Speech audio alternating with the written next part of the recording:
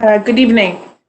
To build on what Dr. Davis just discussed, I'd like to share with you information about the expert panel convened by the FDA and CDC to assess the safety of the Johnson & Johnson vaccine. As we all know, on April 13th, FDA and CDC recommended a pause on the use of the Johnson & Johnson vaccine. The CDC's Advisory Committee on Immunization Practices, made up of medical and public health experts, met to review available data on the cases of TTS and make a recommendation on how to proceed. At that time, the committee felt it didn't have enough information to make a recommendation and reconvened again last week. The data reviewed by the committee included reports submitted to the Vaccine Adverse Event Reporting System, the medical literature, and information from global regulatory partners about TTS that have been reported following use of a similar yet not identical COVID-19 vaccines. As a result of this review, they determined that the pause in the use of the Johnson & Johnson vaccine can be lifted and that use of the vaccine should resume. The FDA and CDC concluded that the vaccine is safe and effective in preventing COVID-19 and that the potential benefits outweigh its known potential risks in people who are 18 years of age and older. Available data suggest that the chances of TTS occurring is very low.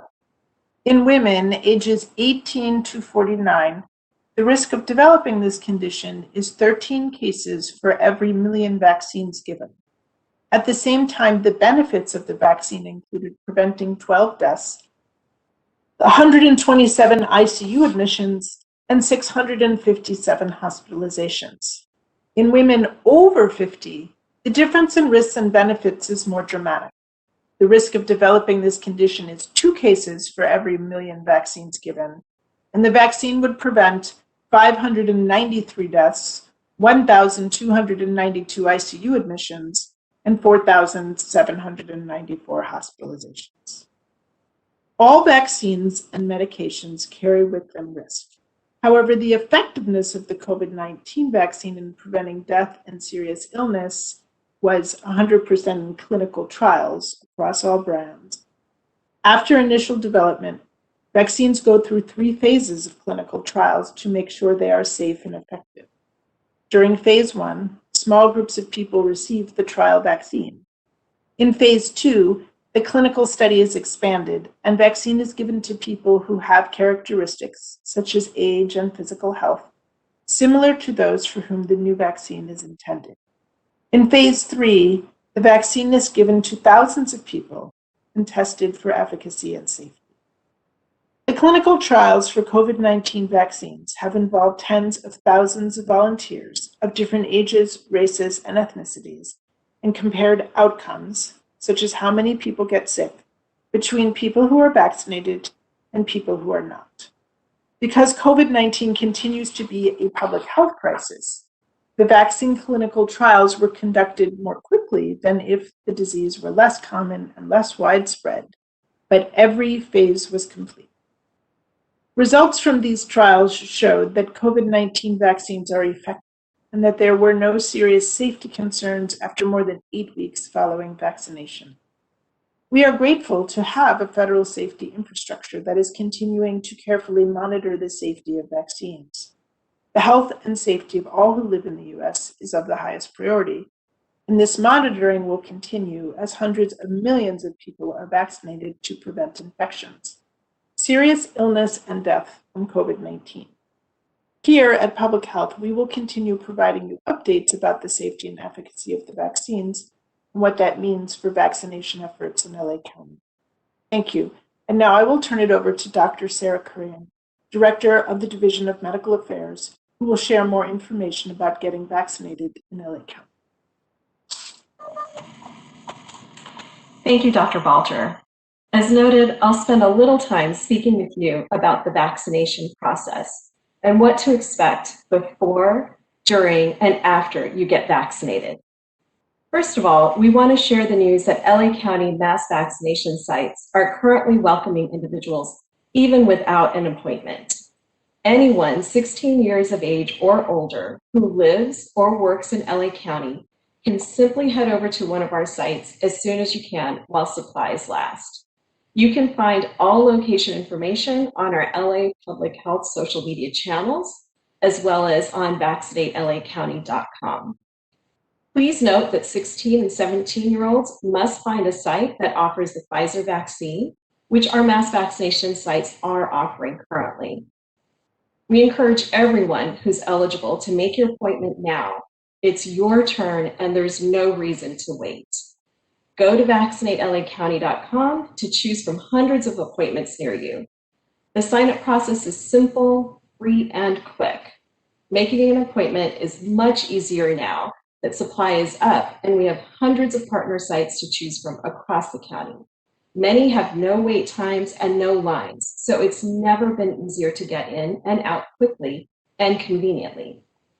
Please make sure to note whether you need 2 doses, which you need with Pfizer and Moderna, or just 1 dose with Johnson & Johnson. Do your best to show up to your second appointment on the date scheduled if you've been vaccinated with either Pfizer or Moderna. Before both appointments, make sure to drink plenty of water and stay hydrated, and eat and take your regular medications. You may even want to bring water and a snack with you just in case you need it. As a side note, it's not recommended that you take over-the-counter pain medications such as ibuprofen, acetaminophen, aspirin, or antihistamines before your appointment unless these medications have been recommended by your provider for other medical conditions. At check-in, you can expect to show a photo ID, proof that you live or work in LA County, and proof that you're over the age of 16.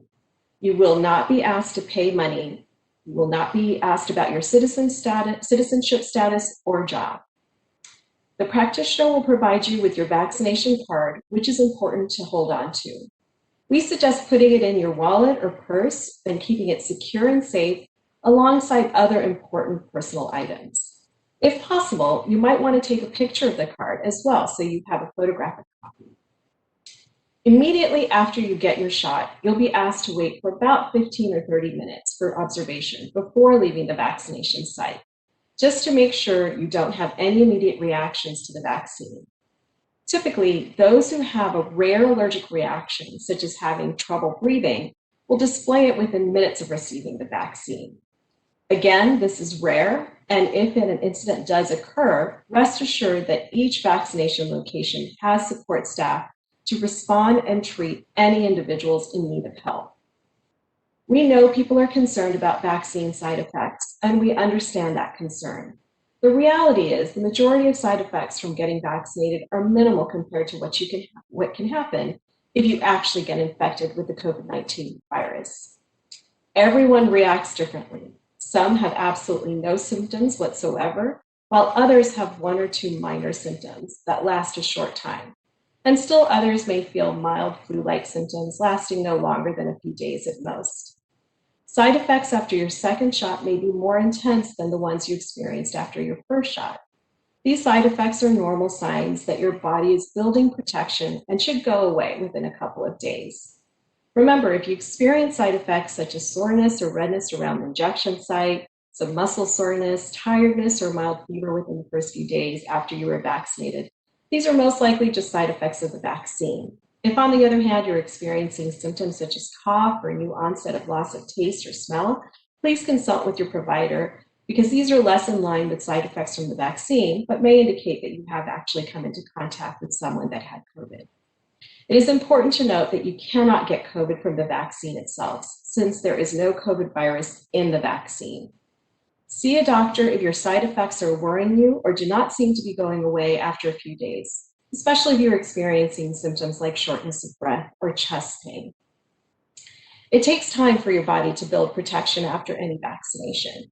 You are considered fully vaccinated 2 weeks after your second dose of the Pfizer or Moderna vaccine and 2 weeks after the single dose of Johnson & Johnson vaccine. Only then will you reach the full protection provided by the 3 approved vaccines, which all offer a very high effective rate, protecting people from hospitalizations and death from COVID-19. Even after you've been fully vaccinated, you should keep taking precautions in public places, like wearing a mask when indoors, around others, or in crowded spaces, staying 6 feet apart from others, avoiding crowds in poorly ventilated spaces, and washing your hands often. So make an appointment today and bring your family and friends along with you. You'll be fully vaccinated within a matter of weeks, and that will go a long way towards herd immunity and getting back to our normal lives. Thank you. Oh, thank you so much, Dr. Kurian, Dr. Balter, and of course, Dr. Davis. I'm going to start. I have a ton of questions that have come in. I'm going to direct questions to one of our physicians here, but obviously, any of you feel free to jump in on any of the questions. And again, thank you so much for everyone who sent in their questions. These are all really important questions, and we're glad to have an opportunity to be able to do our best to answer them. The first question, Dr. Davis, I think maybe you can get us started with this. It's from a woman who says, I want to get the Johnson & Johnson vaccine because I only want to get one shot, but I'm worried because I'm a 40-year-old woman. Should I take a different vaccine? It's a great question, and I think it's something that each of us, looks at as we looked at the different vaccines that are available. What I do want to point out in terms of the Johnson & Johnson vaccine, the incidence of what was just described earlier is rare, and it is something to be aware of, or at least to know about, and something to be aware of the symptoms. Should you get the Johnson & Johnson vaccine, and within 3 weeks you start to experience those symptoms, because it's very different in terms of how it's treated. If you have those symptoms and you're going to get treated by the provider. So it is really, again, a personal choice, but I will stress that the risk is rare. But if you don't feel comfortable in that regard, there are other options that you can get. But it is a very safe vaccine, again, very rare in terms of the occurrence of TTS, and can be treated if recognized early on. Oh, thank you so much, Dr. Davis. The next question, maybe Dr. Balter, you could get us started. I am fully vaccinated. Can I still get COVID-19? Have there been a lot of cases of people getting COVID after being vaccinated? That is an excellent question. And to be clear, the goal of the vaccine is to protect people primarily from serious illness and death. But it does protect most people from COVID, but you can still get COVID.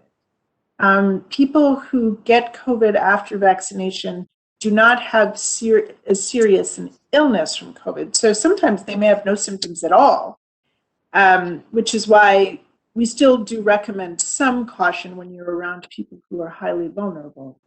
But although it's possible to get COVID, you're very unlikely to get very sick from COVID. So that's really the important part. If I can add, I think, what has been seen in terms of the data and people getting COVID after vaccination is often between the first and the second dose, or shortly after the second dose, which means they didn't have the full protection and they were exposed to the virus, which took hold before the vaccine could protect them from infection. So I think it's important to point that out. Even as you're getting vaccinated, you still need to take precautions in order to prevent infections. Yeah, thank you so much. Dr. Kurian, I have a question. My brother, wife, and nephew want to get the vaccine, but they don't have any proof of residency. They live with me and my fiance. Do I need a notarized affidavit of residency, or is there something easier for us to get? It's a really good question. And so it is important to note that we're accepting a wide range of documents that can be used to prove that you're either living in Los Angeles County, including a self-attestation letter. So we have templates of these letters available on our website, vaccinatelacounty.com. So you can fill them out, print it out, and bring them with you to get your vaccine. So again, I would recommend that folks check out the website because you might be surprised. There might be some documents there that you might actually have to help you with this. Yeah, and again, I want to just note the answer is, do you need a notarized affidavit? Absolutely not. Yeah, no. You can look through that list. You can bring a phone bill that's addressed to you at that address, at some address in LA. You can bring an electric bill. But if you don't have any of those, you really can just sign a piece of paper that says that you affirm, that you say with all of your honor that you, in fact, live at that particular address. So that should not be for anybody a barrier to coming in and getting vaccinated. So again, the same thing, we do ask for a photo ID. It doesn't have to be a government ID. So I want to reassure people, you got a work ID, you got a library card with your picture on it, you're a student and you have a student ID with your picture on it. Those are all perfectly acceptable ways of establishing your identity. What we don't want is for that to get in the way of your coming in and getting vaccinated. So thank you so much, Dr. Kurian. And then we have so many questions, so I'm going to move quickly. Let's go. A follow-up to that was, and we'll just stay, Dr. Kurian, if you don't mind. Sure. Can I get vaccinated if I don't have any ID at all? So absolutely, our vaccination sites are making accommodations for people who are experiencing homelessness, for example, who may not have any records or documents with them. So our sites are, aware of the fact that there might be individuals in those situations. But as Dr. Ferrer noted, ideally we would like folks to come in with, sort of three main items, which can possibly be found all in one document. A photo ID, again, it doesn't have to be government issued, just something with your picture on it and your name so that we know that we're vaccinating the right person. Something that says that you live or work here in LA County. Dr. Ferrer mentioned quite a number of them. And again, you can just, fill out that attestation form. It does not need to be notarized. And then something that proves that you're over the age of 16, because of course we just don't want to make sure, we want to make sure that we're not vaccinating somebody for whom the vaccine is not approved for yet. So yes, if you're in a situation where you don't have those documents, our vaccination sites are really trying to be as accommodating as possible. Yeah, if you want to get vaccinated, come in. We'll figure it out with you. And you do need to be 16 or older. So that is, and we have a great question. So maybe Dr. Muntu is, why is the age for vaccine cutoff at 16 years old? Is there that much of a difference for my son who's 15 and looks like he is 16? And he does have underlying conditions, so I'm anxious to get him vaccinated. Yeah, this goes back to, how medicines and vaccines get approved. It's really about studying the efficacy or the effectiveness of the medication or the vaccine and the side effects that may show up in relationship to whatever medication or vaccine is taken. And it's done within age groups. So there is active studies for those who are younger than 16 to now see if the vaccine is as effective and if there is the same profile in terms of side effects in younger population. But you can only approve something for the population with which it's been tested. And I will point out that typically testing doesn't start with kids. It doesn't start with pregnant women, just because the risk is so much higher there, just in terms of their age and their condition. So generally starts with the general adult population, sometimes tips down below 18, as this one did, and then starts to go to pregnant women as well as children in terms of the studies. Thank you so much, Dr. Davis. And there's a great follow-up question. Maybe Dr. Balter, you could help with this. I'm pregnant and I'm not sure if it's a good idea for me to get the shot. Is it safe? That is an excellent question. As Dr. Davis alluded to, vaccine trials generally don't start with pregnant women. So we don't, unfortunately, have the same kind of data that we have for everyone else. We are gathering data from women who choose to be vaccinated. The evidence so far is that it is safe in pregnancy.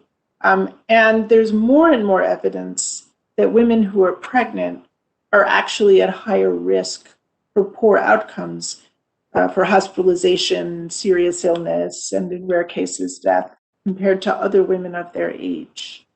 So it is a complicated question for each woman to consider how comfortable they are getting the vaccine. We do recommend that if you're pregnant, you have a conversation with your obstetrician or other provider about whether or not you should get the vaccine. But we are definitely offering the vaccine for women who are pregnant, and we urge everyone to consider getting it. Yeah, it's such a great question, and there is, like the good thing is there's been thousands and thousands of pregnant women that have gotten the vaccine, so we do have a lot more information about that. There's also been thousands and thousands of women, who got sick before we even were offering the vaccine, and one thing we do know is that there's higher risks for women who are pregnant and do unfortunately become ill with COVID-19. They have higher risks for themselves and their own health, as well as for health of their unborn child. So it is good, as Dr. Balter mentioned, to please talk with your physician or your clinician about making that decision, because there is just, we're lucky now because there's so many women that have really helped us gather information about both the impact of COVID-19 on your pregnancy and as well as the impact of getting vaccinated. We're feeling very hopeful that as time goes by, there'll be a lot more information for everyone to be able to look at. Dr. Kurian, I wanted to, there is another question here for someone who says, I want to get the Johnson & Johnson vaccine, but how do I know where I should go to get the Johnson & Johnson vaccine? I'm only interested in getting Johnson & Johnson. Great question. So again, if you go to our vaccinatelacounty.com webpage or website, we do have listed all of the vaccination sites, which vaccine is being offered. So you can see which sites offer which vaccine, but again, our recommendation is that, the best vaccine is the vaccine that's available. So if you go to a site that has Johnson & Johnson and you're having a tough time getting an appointment, we highly recommend and encourage you to access whichever vaccine has appointments available for you. Yeah, Dr. Kurian, I'm going to just stay with you because, we just have question after question pouring in on people who are trying to figure out if they can get vaccinated. So my Thai wife, who's here on a B1, B2 travel visa, and myself, I'm a USA citizen, would like to get vaccinated together. Is she eligible? I reside in Gardena, California. So yeah, again, if you're living or working here in LA County, you are eligible for vaccination. They are not going to be asking you about your immigration status or for proof of any documentation that you're here with some sort of immigration paperwork. So if you and your wife have, even just that letter that you can download from our website that proves that you live here in LA County, that should be sufficient for you to get vaccinated.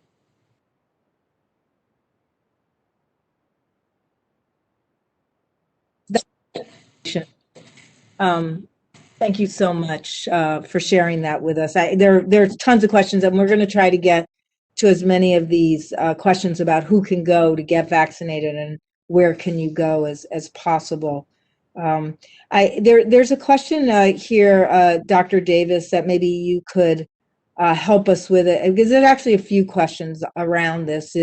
Let's just start with how much immunity does the first shot of Pfizer offer? Dr. Davis? Yes, and I'd probably ask Dr. Balter to chime in on this as well. I mean, this is something that, they've looked at and can be anywhere between, I believe it's between the 60 to 80% in terms of the population. And then after you get that second dose, that's when you start to see the efficacy that was seen in the studies. But in either case, what is authorized is for the 2 doses. So we do not recommend that someone take the first dose and then not get the second dose. You will not get the full benefit that was studied in terms of the vaccine. Dr. Balter, I don't know if you want to add anything related to that. No, I think that's correct, that those are the estimates for efficacy. And then I think, as you alluded to earlier, it's important for people to realize that if you are exposed to the virus before you are vaccinated, you may get the virus anyway because you haven't had any protection yet. But then if you've only had 1 dose, there's still a higher chance that you could become infected if you are exposed to the virus than if you have 2 doses. So we do recommend strongly that you get both doses of vaccine.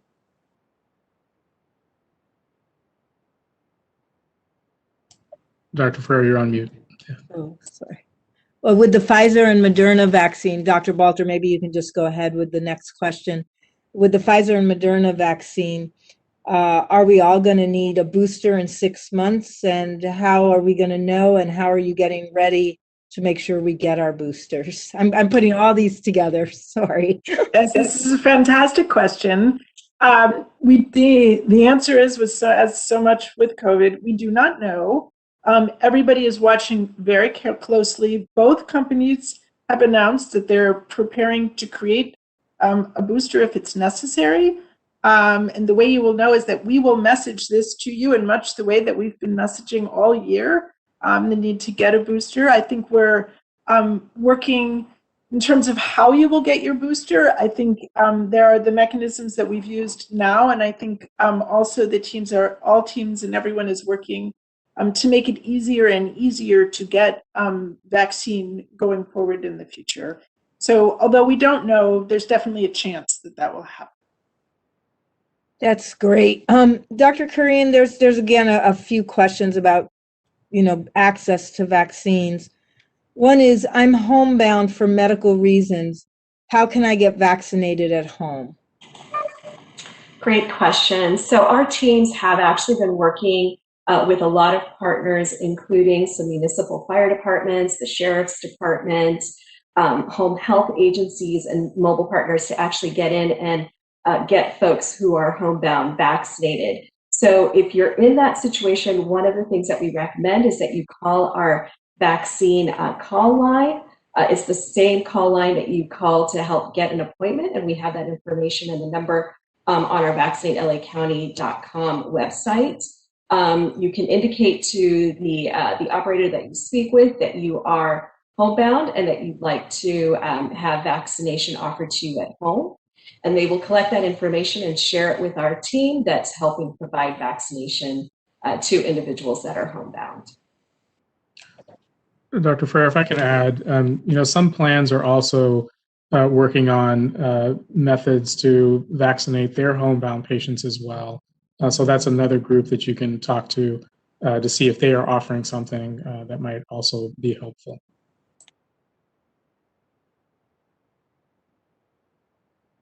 This a couple of questions for you as well that we could just transition to.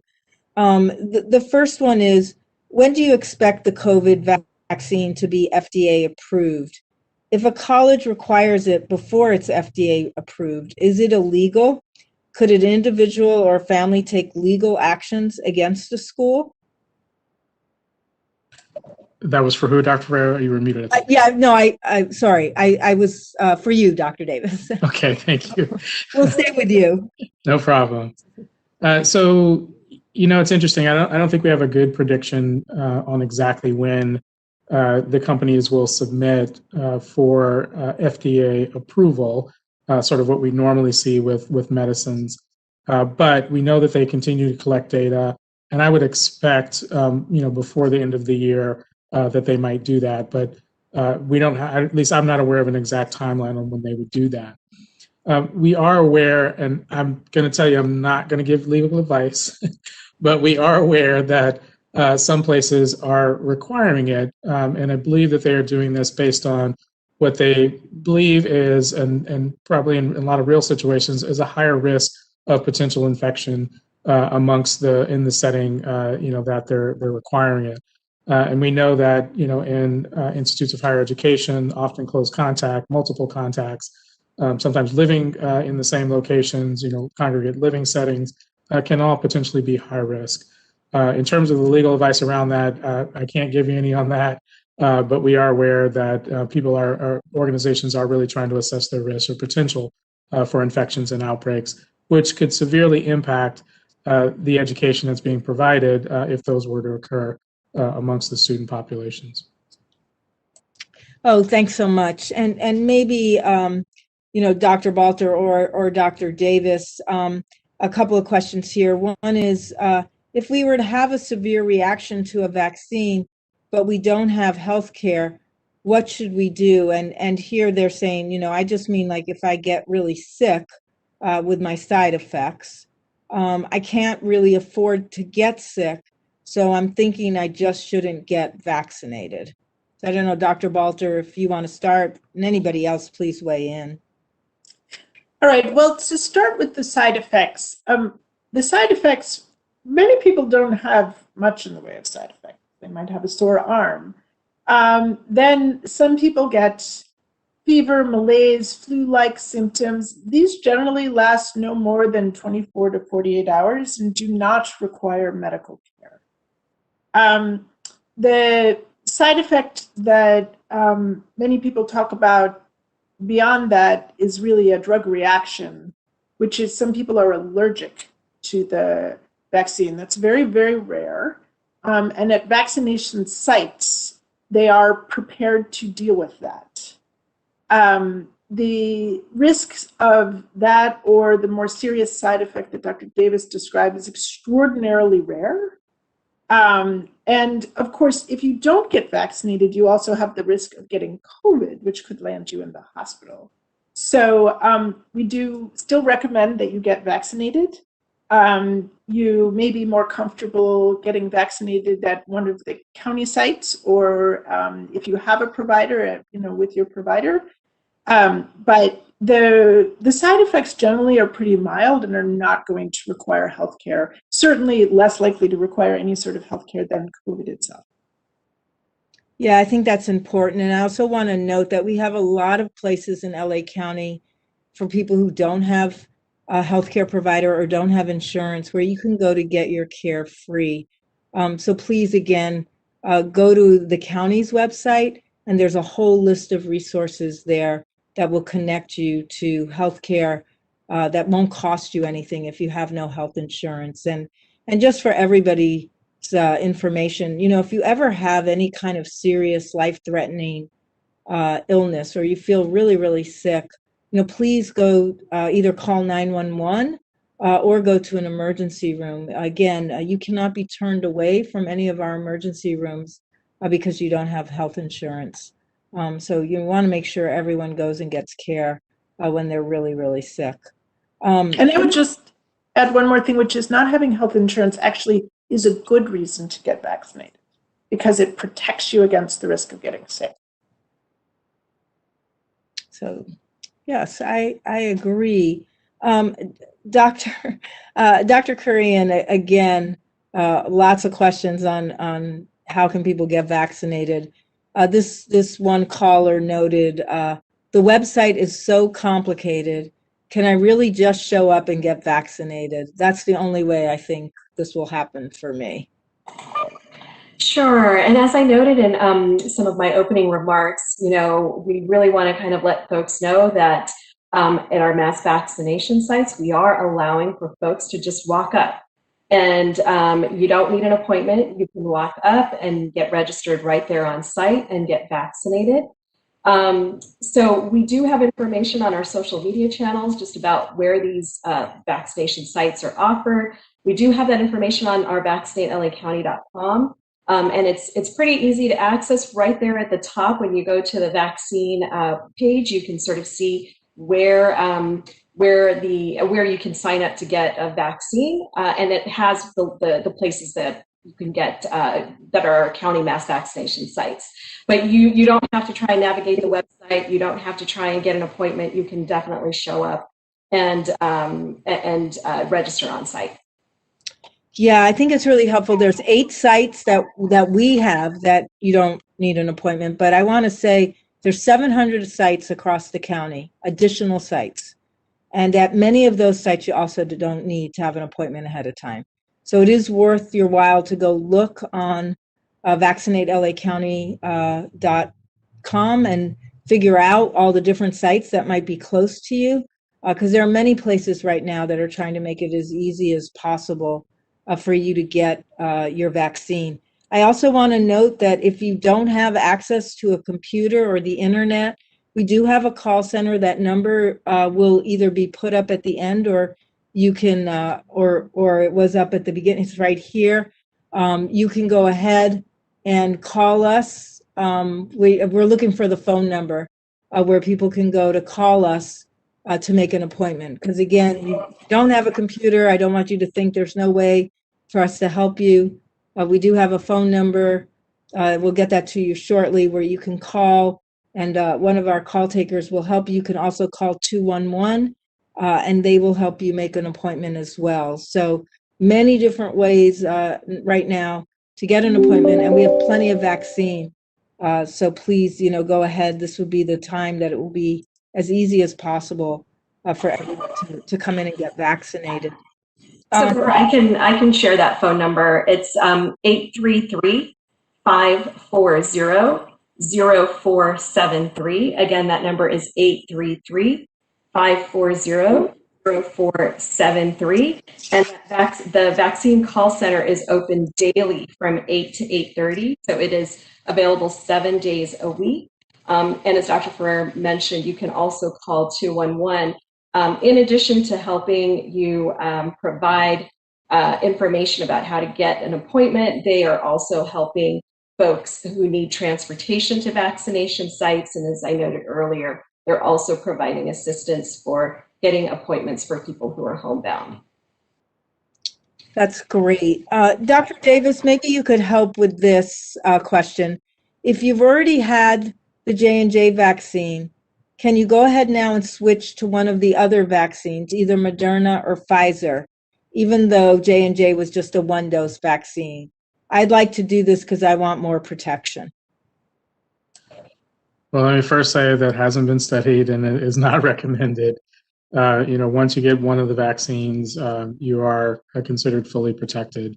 And there haven't been any assessments, or studies related to if there's an issue having both doses. But at the current time, once you have finished one of the vaccinations, whether it's the 2-dose or the 1-dose Johnson & Johnson, you're fully vaccinated and there is no need or recommendation to get the other.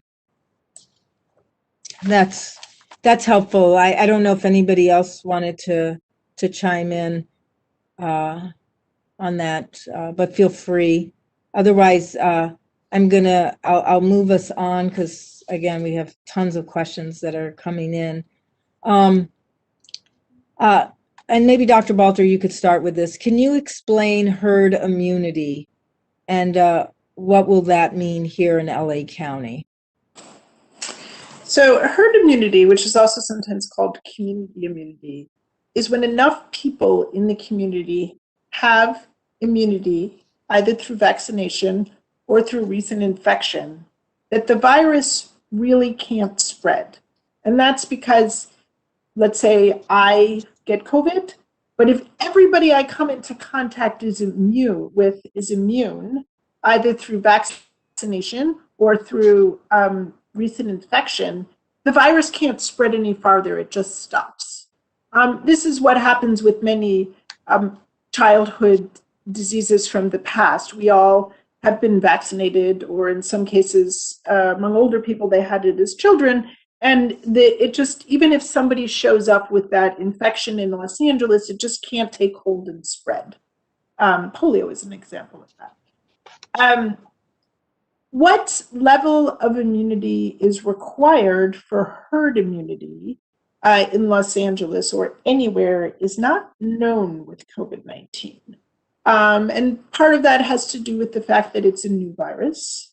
And then part of that was alluded to by people who asked the question about whether or not we will need a booster. Is the immunity that we're receiving from these vaccines going to last a long time, or is it going to fade?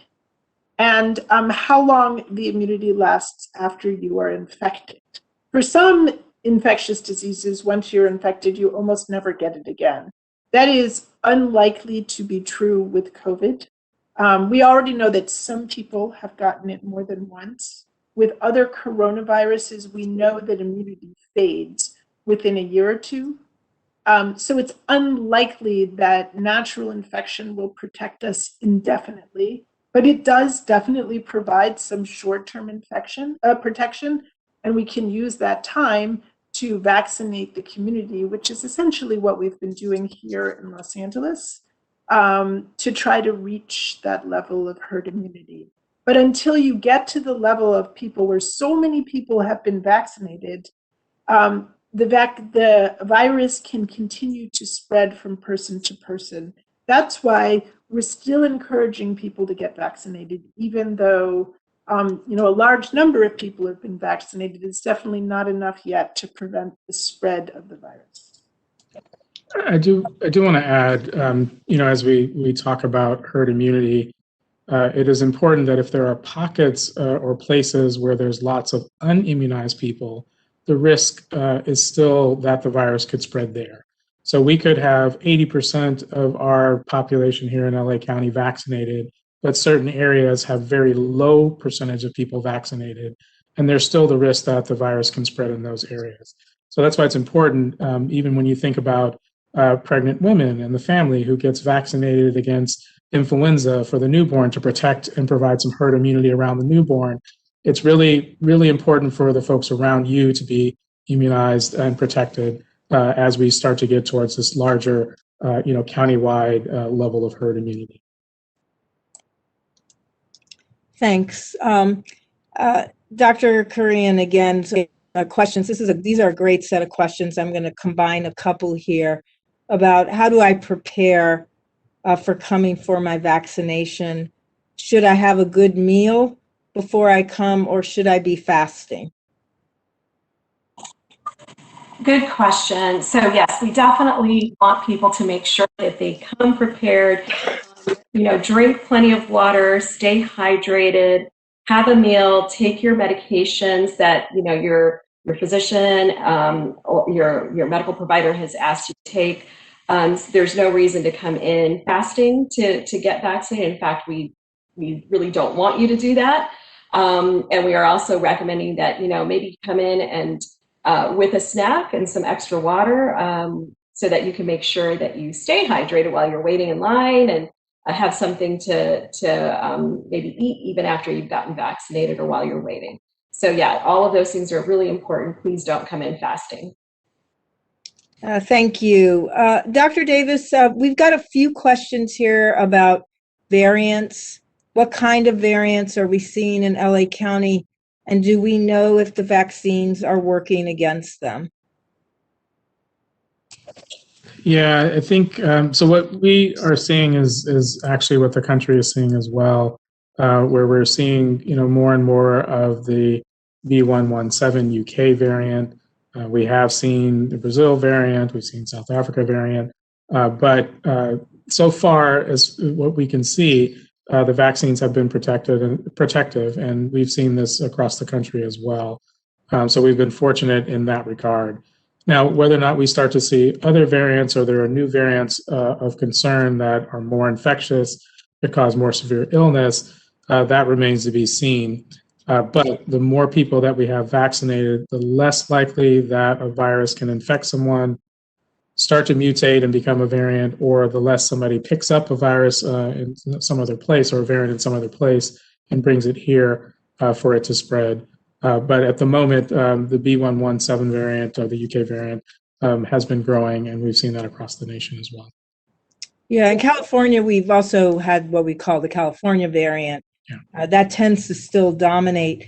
But sometimes people ask us, like, how do we know that it's working? And the best we can do right now is give you just sort of real world examples. So at our skilled nursing facilities, about 75% of the workers and 75% of the residents there are now fully vaccinated. And we have almost no cases in our skilled nursing facilities. And, for those of you who aren't aware, there's like over 340 of these facilities that we're managing across the county. And you all know, like, there was devastating illness and death at these facilities. And now that people are fully vaccinated, our case numbers are really, really low there. Our outbreaks are almost non-existent. The same thing among healthcare workers. And the good thing about skilled nursing facilities is we actually do a lot of testing there because it's required by law. So we're able to also pick up on, those, if there's a handful of folks who are fully vaccinated and they've tested positive, we can still find that. But I'm just saying we have almost no cases there. And healthcare workers, there's really over 200,000 of them that well, hundreds of thousands of them, 700,000 of them. And among healthcare workers, we've been tracking from the beginning of the pandemic how many healthcare workers on average are infected each week. And even before the surge, even before we had all of the tragedy of huge numbers of cases, we've always averaged somewhere between 400 and 600 healthcare workers getting infected on a weekly basis. They had a lot of exposures. For the last 4 weeks, that number has been less than 50 a week. And again, that's a workforce that there's been just a lot of folks are fully vaccinated. And the last example is at our schools, because again, here's a place where teachers and staff are also high numbers of them fully vaccinated. Before we had many people vaccinated in these settings, the majority of our cases that were diagnosed among people who were working at schools or attending schools were frankly among teachers and staff.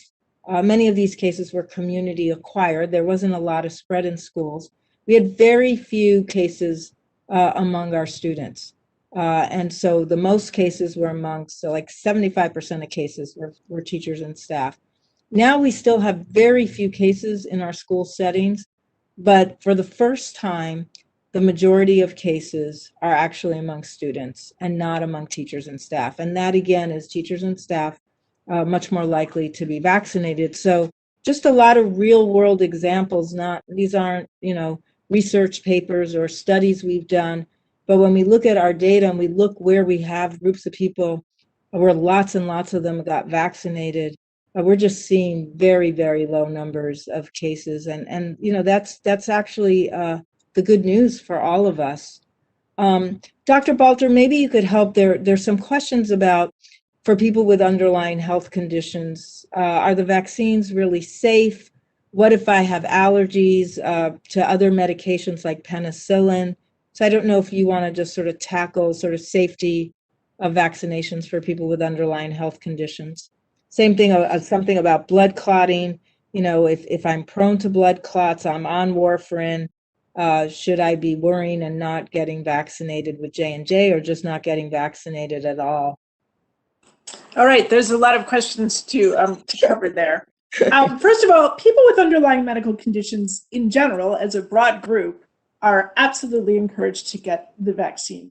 Those are the people who are at higher risk for serious illness. So everybody who has an underlying condition that they're concerned about should talk to their doctor as soon as possible and most likely go directly to get vaccinated. In terms of allergies, many people have allergies, including very serious allergies, and can safely get COVID vaccine. So unless you have an allergy to a specific component that's in the vaccine, and again, you can talk to your doctor, and if your doctor doesn't know the answer, you can work with a pharmacist. But for something like penicillin or other antibiotic allergies, food allergies, those are not contraindications to the vaccine. However, we do watch people who've had allergies like that before, who've had what we call anaphylactic allergies, or if you're somebody who carries an EpiPen, we watch you for longer, just to make sure that you don't have an allergic reaction. But absolutely, you should go ahead and get the vaccine. And overwhelmingly, most people will not have a reaction to COVID vaccine, even though they've had a serious allergy to another medication. Now, in the case of a clotting disorder, specifically when talking about J&J vaccine, you should talk to your provider. There are a couple of disorders. There's one called heparin-induced thrombocytopenia, which is somewhat similar to the syndrome that the vaccine induces, where there are a lot of questions, and you may want to avoid it and talk to your provider again. For most clotting disorders, however, it's not going to be a contraindication. But the best approach, for example, if you're on warfarin, is to talk to your doctor and say, do I need to be concerned about this? But if you are on warfarin, chances are you do have some underlying medical condition that will put you at a higher risk if you get COVID. So we absolutely want to make sure that you do seek the vaccine, whether you choose to get Johnson & Johnson or one of the other 2 vaccines at your doctor's advice. That was great. And again, we're not going to get to every single question about everyone's illness, but I think Dr. Balter gave you a really good advice. So if we didn't answer the question about your specific condition, please talk to your healthcare provider. That would be especially important if you have questions about whether this vaccine is appropriate for you. We do have a whole host of questions about how these vaccines work. And before we transition to really answering questions about what can you do when you're vaccinated, because I want to give us plenty of time to answer those questions. They're really important. What's okay to do now that I'm vaccinated? We got a lot of questions about that. I do want to, perhaps ask anybody to sort of start on this is, what is the way these vaccines work to help us develop antibodies on the virus if you're actually not injecting the virus into the body? And why would 2 of the vaccines require 2 doses and one requires only 1? I don't know who wants to start, but feel free. Well, so the Pfizer vaccine and the Moderna vaccine are very similar vaccines. They're a new technology called mRNA. There's a little piece of mRNA that is not the virus, that does not become part of you in any way, but it goes into the cell and it teaches the cell how to make the protein that looks like the virus. So your body will recognize this and make antibodies against it without you having the virus, which is this great thing. So the body essentially is using its own natural system to create immunity to the virus. Then the mRNA gets degraded and goes away. The Johnson & Johnson vaccine is a different kind of vaccine that uses an adenovirus. And again, it doesn't use it doesn't infect you with the virus. It's just a piece of the adenovirus. And again, it stimulates your body to think that you have COVID vaccine and create the antibodies.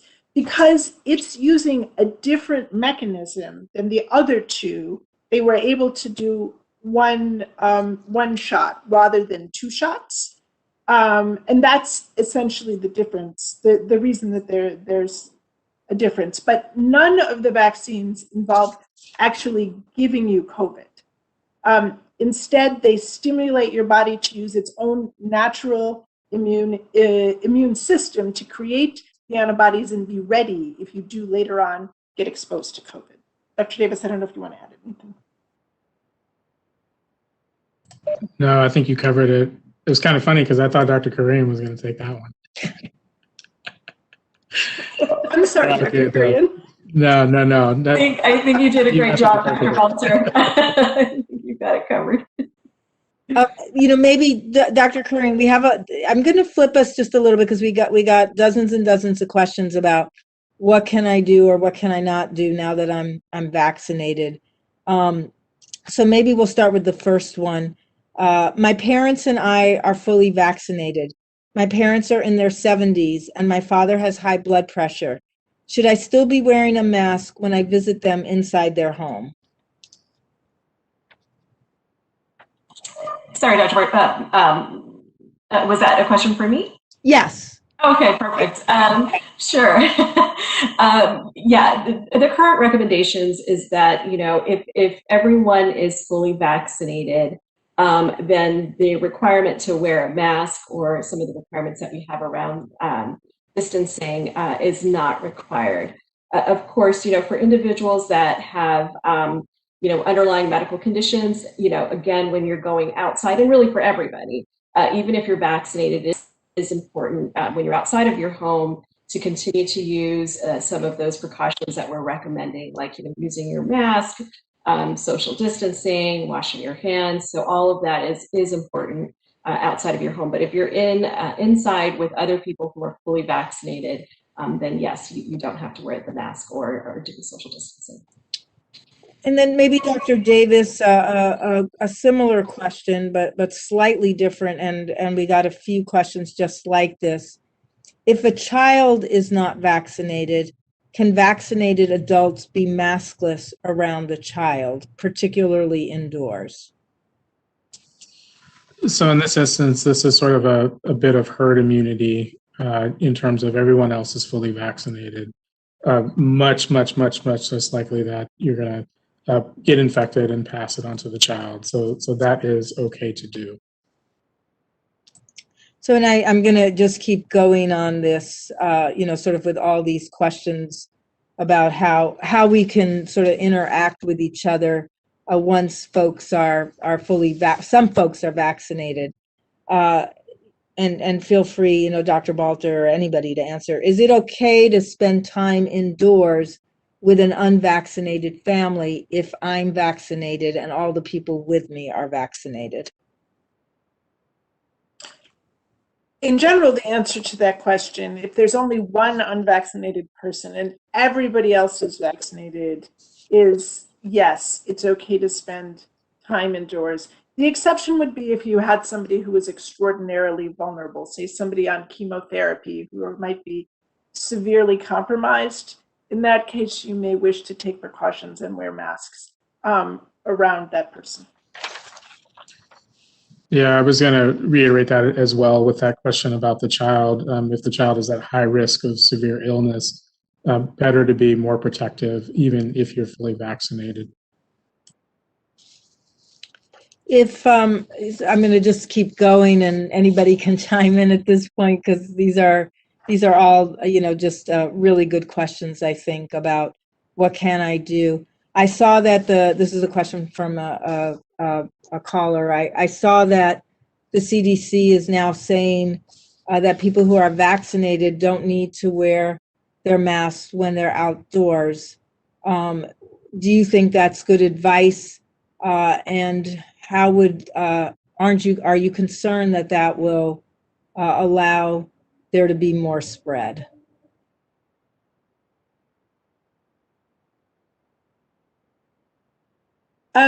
Again, it depends on the situation. I think that if you're outdoors alone exercising, if you're with a few other people and they're vaccinated, absolutely, it's perfectly reasonable not to wear your mask.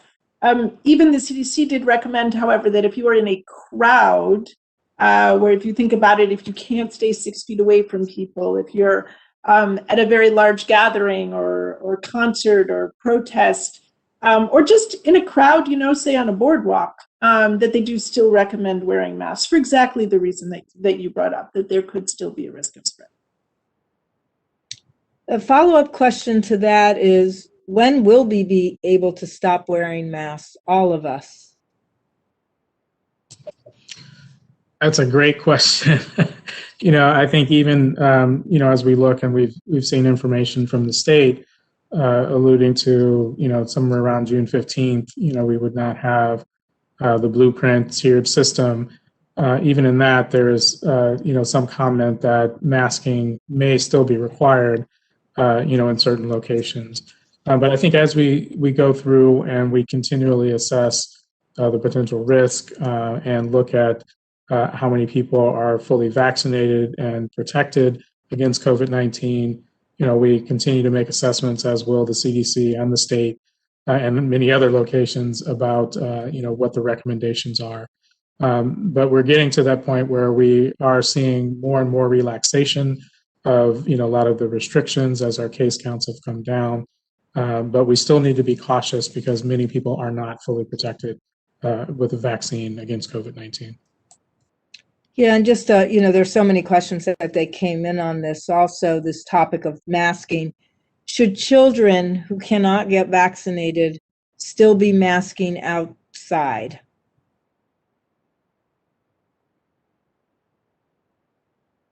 Again, I think it comes down to that question of are you in a crowd? Are you, with your family? If you are vaccinated, if a child is out with the parents and the parents are vaccinated, it's fine then for them not to be wearing their mask. But if they're in a crowd, children are still vulnerable to COVID-19 because they are not vaccinated. They're less vulnerable than adults, we found, but they definitely still can get COVID-19. So if they're in a crowd, we would recommend that they wear that they wear masks, at all times, or when they're around people who are not vaccinated. Yeah, and just to be clear, children at schools, they all need to be wearing their masks.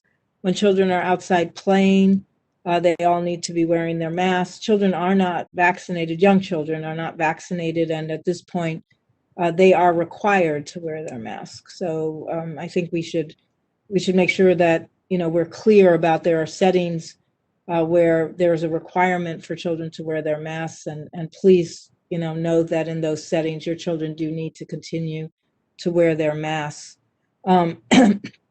There is, there are a lot of questions about what that means, like at social gatherings. So our families are getting together. Everyone who's an adult is fully vaccinated, but the kids aren't vaccinated. Can we just go ahead and have that entire event without our masks on? So there are three questions. The same question about I'm getting together with a bunch of families. We're all vaccinated as adults, but none of our kids are vaccinated. What do our kids need to do in that setting? Well, currently, the way things are, if you're fully vaccinated and meeting with other fully vaccinated people, you could meet with one other household with unvaccinated people, as long as no one in that household is at high risk for serious illness or death from COVID-19. What Dr. Ferrer just described is more than one household with unvaccinated people. And the recommendation at that point is really that masking is still required. And I will note that even the CDC guidance did not change masking requirements for people who are unvaccinated. It really just talked about people who are fully vaccinated. Yeah, I think that's really helpful. So please, your children, when they're not with their household, they'll still need to be fully vaccinated. And at schools, camps, daycare, please make sure that you're helping them adhere to all of those rules that really keep everyone safe in those environments. There's a couple of other questions that I think are important for us to try to answer, which are really now more related to, work sites and what are the rules at work sites. So there's a lot of questions that came in about like, what can I do socially? But there's also questions, if everybody in my office is fully vaccinated, why do we need to wear masks?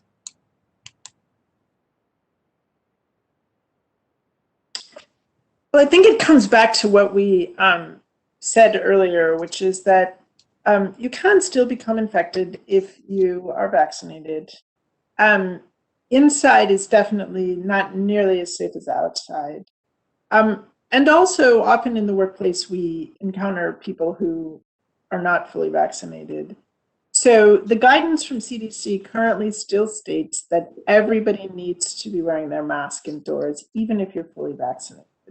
However, I am sure, as you've seen, as more information comes in, as we have more time to study the vaccines and who isn't getting sick and to see what happens, then this guidance is is reviewed, and everyone decides whether or not it's still necessary. And so this is an area that everybody continues to review, but the current CDC guidance still recommends masking indoors when you're with multiple households.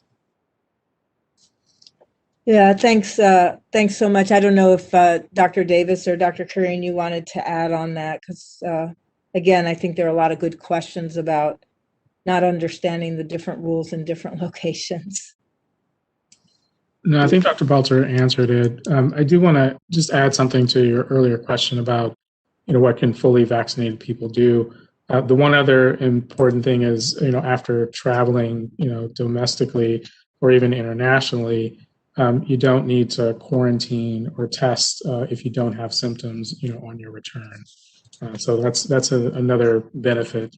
You still need to take precautions as you travel, but those are one of the things that you wouldn't have to do on return. There's another set of questions that came in. If I'm fully vaccinated, do I need to participate in my workplace's screening program? I don't know if that's a screening and testing program, but let's make it screening including testing, just because I think other people were asking that earlier as well. If I'm fully vaccinated, do I need to participate in this sort of screening testing? And, probably we should differentiate. If you're fully vaccinated, the only time we would relax any of the rules would be if you were asymptomatic. So I want to note that if you've got symptoms of COVID, even if you're fully vaccinated, you need to do what everybody else does when they have symptoms: stay home, isolate yourself, and get tested. But asymptomatic, fully vaccinated people, do they need to do testing and screening surveillance at their work sites? So the answer is no at this point. The CDC also provided some information about that as well. The risk in that instance is having a false positive test, and that causes a number of other problems, just in terms of trying to make sure that it's not a real positive. And we're also looking at that same guidance, and we'll come out with something probably this week as well in relationship to that. Dr. Balter or Dr. Kurian, did you want to add about sort of the testing issue for fully vaccinated folks? No, I think Muntu, you've covered it really with the risk of the false positives. Especially when you're in a situation where you've got a vaccinated individual and the risk that they could actually have COVID being pretty minimal, the chances of that test result coming back as a false positive is much higher. So I think that's a really important point that Dr. Davis brought up. So I think we're going to go to sort of another set of questions that we got, really very much related to vaccine hesitancy. And it would probably be helpful for everyone to chime in on the answers to the next couple of questions. The first one is, what are we doing to convince people to get the vaccine? My uncle doesn't want to get it, but he doesn't really have any good reasons. He just says he wants to wait. What advice can you give me? Dr. Kurian, do you want I can start. Yeah, sure, I can start. And we're definitely running into this, I think, more and more, where people have been, there's been a couple of different issues, right? So initially it was accessing the vaccine, and folks sort of not really getting vaccinated right away just because they were having a hard time. And that's sort of fallen away as a real issue. So we're seeing more and more of those folks who were, watching and waiting, and then also folks who really have, significant concerns. I think, one of the things that we, again, sort of offer on our website is a lot of great documents and information about, for example, some of the myths versus facts about vaccine. So I really recommend, for folks who are trying to have these difficult conversations with family members or friends about really, why should you get vaccinated? Check out some of those documents. and sort of get educated yourself about what does it mean to get vaccinated? Some of these really wonderful questions that people have brought up about what are the benefits of getting vaccinated? What can you now go out and do because you've been vaccinated?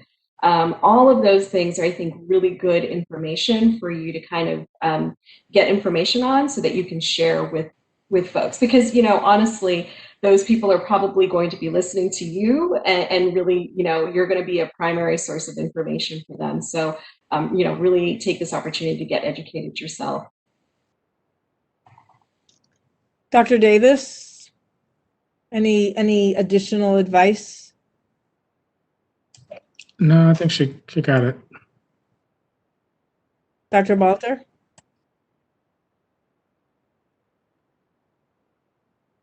You might also offer, if it's, your uncle, to take them to a vaccine site, might take them to a pharmacy where it's available, anything you can do to support them. Sometimes if you ask on different occasions, people might think about it more, especially after they see your own experience. So we encourage everyone to encourage their friends and loved ones to get vaccinated so we can protect the whole community.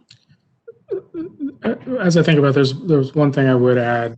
Sometimes the biggest stumbling block for people is actually making that appointment or that process of making it. It just seems hard and overwhelming, and sometimes scary for some people. Some people do better if you go with them and you're supporting them, through that process.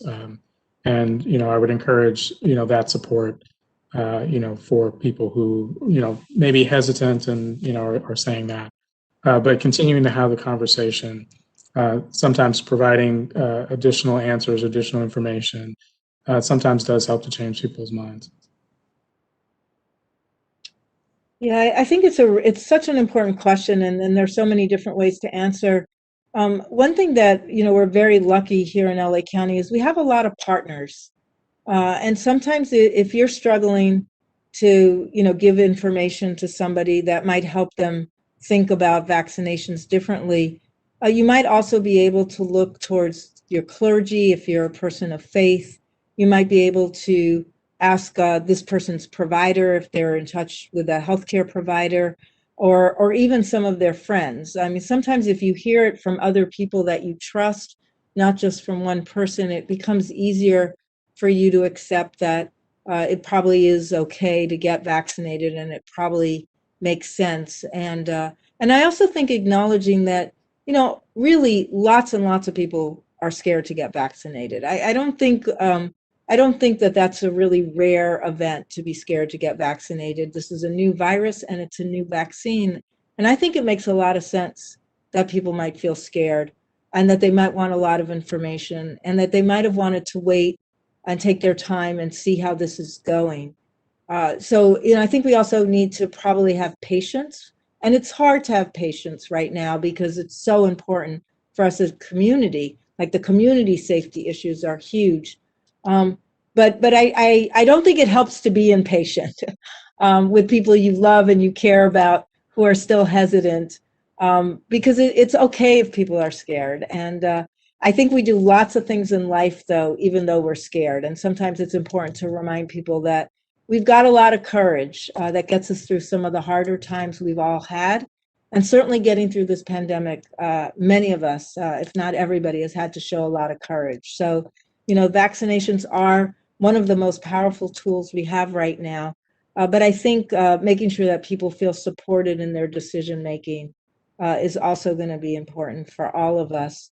I do have one last question, and again, would ask everyone to feel free to chime in, because I think there are probably a lot of people who feel this way, and I want to appreciate the person who sent us this question, because I think they're saying something that other people are feeling and haven't really felt okay about saying to us, especially. Look, this person says, cases in LA County have dropped really quickly and a lot. And there are hardly any people in the hospitals and dying anymore from COVID-19. So why do you keep asking us to go get vaccinated with new vaccines? It seems like where we are now is okay, that either enough people have been vaccinated or been sick with COVID that we've got all the protections we need to keep going on our recovery journey. So I appreciate the person who asked public health people this question because of course, this is top of mind for many of you. And I think we talked about it as herd immunity, but it's also like sort of your personal decision about why am I going to bother right now where there doesn't seem to be a lot of risk. I'll start, but before I start, I want to correct something I said earlier. For fully vaccinated people and returning from international travel, there is a recommendation that you be tested 3 to 5 days after your return. And part of that is related to potential variants to the virus that could be more infectious and could have infected you. They're always changing. But I also want to say that that's also one of the reasons that we are still recommending that you still get vaccinated, even with this low number of cases that we're seeing. As we look over the pandemic, we've seen peaks and valleys in terms of cases. We've had 3 surges in cases, each one of them with a different size in terms of magnitude.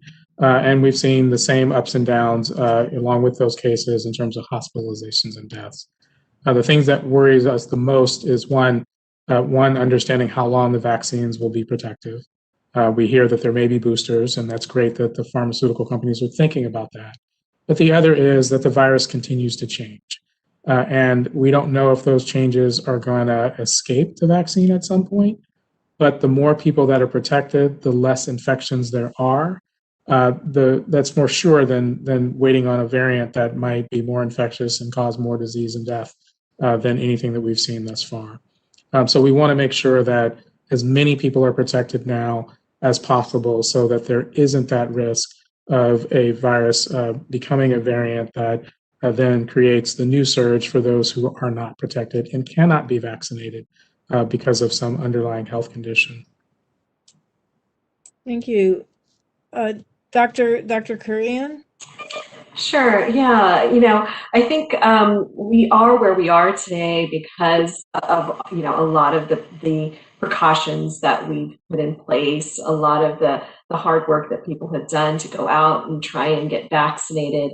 But we're not done yet.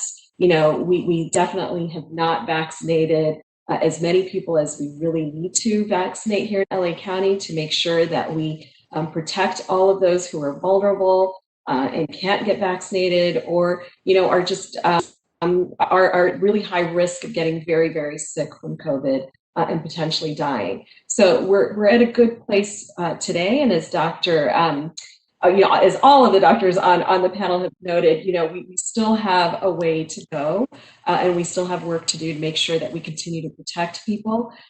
So we really need to continue to motivate folks to get vaccinated and do what we can and continue those precautionary measures that we have in place as well.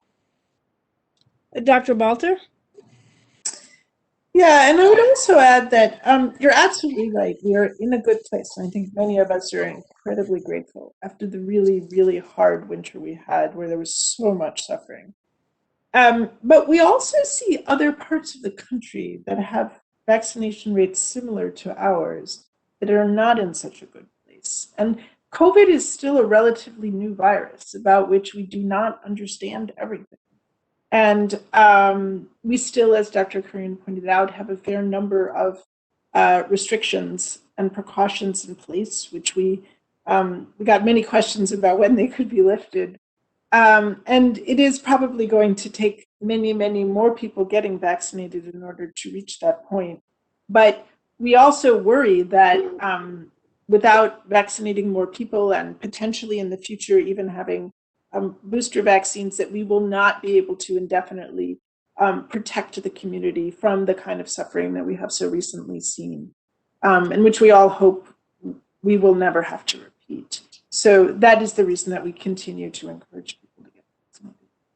Yeah, I think, we're also, as our wonderful panel has noted, we're public health, so we're always going to worry about everyone in our community. But I'd make this personal as well. For those people who aren't vaccinated, you still have risk, a pretty high risk when you get infected of getting pretty sick and even passing away. So the numbers are way down, but on average, we report somewhere between 5 and 10 people still die every day here in LA County from COVID. 400 plus people are in the hospital every day with COVID. And we have, on average, 400 to 450 new cases every day. And amongst those people, the vast majority of them are not vaccinated.